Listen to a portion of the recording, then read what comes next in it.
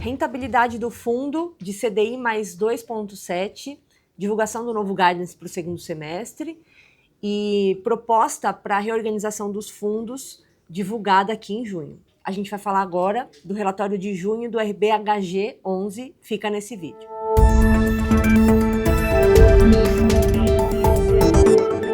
Pessoal, estou aqui com o Evandro Buttini, que é o sócio e diretor aqui de gestão da Rio Bravo, gestor aqui do RBHG.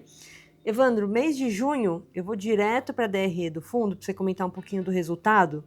A gente fez a distribuição dos 80 centavos, manteve ali dentro do guidance, né, e conforme os últimos meses que a gente vinha distribuindo. Esse mês a gente teve um resultado de 88 centavos por cota, a gente aumentou aqui um pouquinho da nossa reserva. Mês passado a gente tinha tido um resultado menor, né?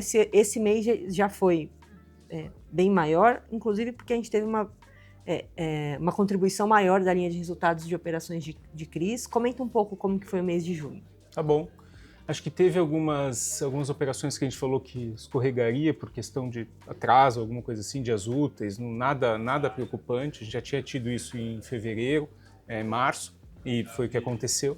Acho que se comparar junho com abril, vocês já vão ver que o resultado está um pouco menor, aí já é fruto de CDI caindo e de inflação também saindo, aquela inflação super grande que a gente teve por causa da guerra e enfim, outros efeitos.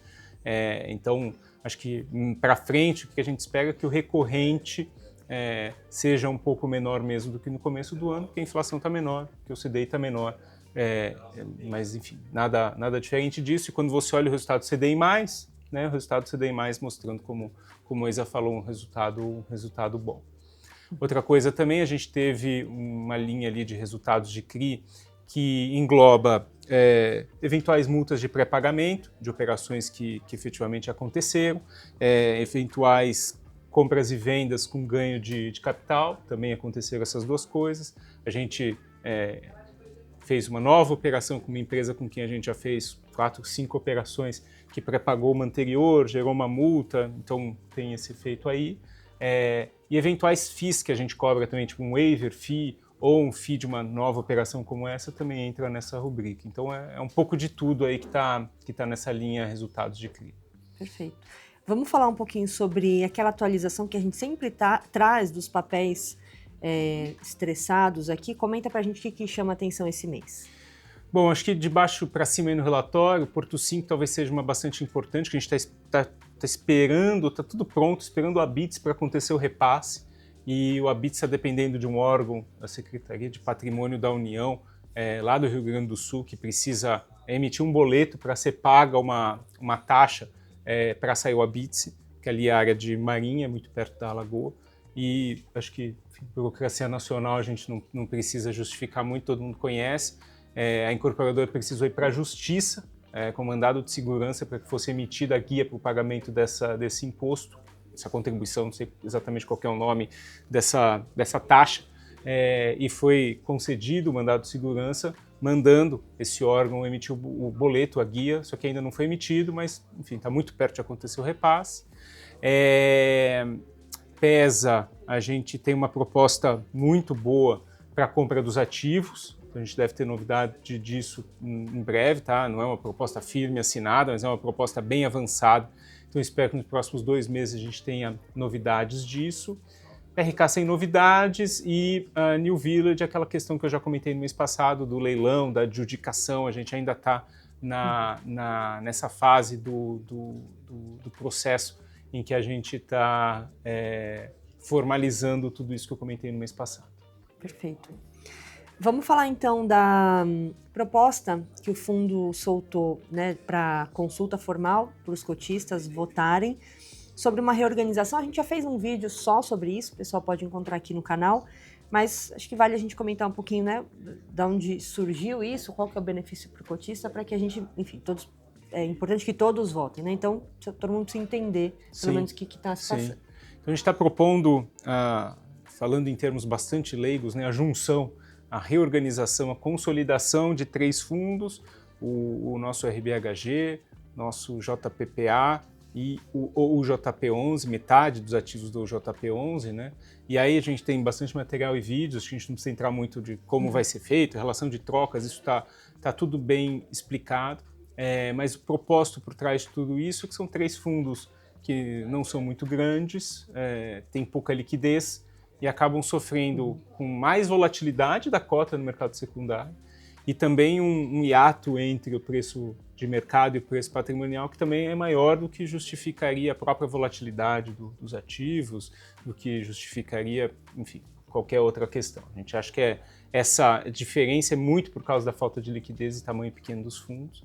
Então isso vai ajudar a ter essas dois indicadores mais colados e fundo mais eficiente, diluindo custos fixos, custos de administrador, gestor, auditoria, enfim, todos esses pequenos custos que tem dentro do fundo, mas que somando são relevantes, a gente, market maker, a gente consegue diluir com um fundo maior. Então, buscando essa eficiência e essa maior aderência do preço de mercado com a racionalidade do fundo que a gente está propondo isso.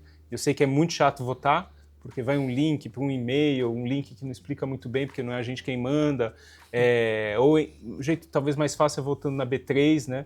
Mas a gente está, o time da ESA, à disposição para ajudar quem quer que seja com dúvidas sobre a operação, sobre os fundos ou sobre a votação. Com certeza. A gente colocou também no relatório o link para aquela página com todo o material complementar que a gente fez e como você comentou, na B3 agora é super fácil votar, todos os investidores têm login próprio da área do investidor do B3, procura a área do investidor B3, loga com suas informações, ali embaixo você vai ver nos serviços, você consegue localizar a votação, é super fácil, não precisa nem procurar por e-mail, a gente também manda por e-mail, mas enfim, o jeito que o cotista achar melhor.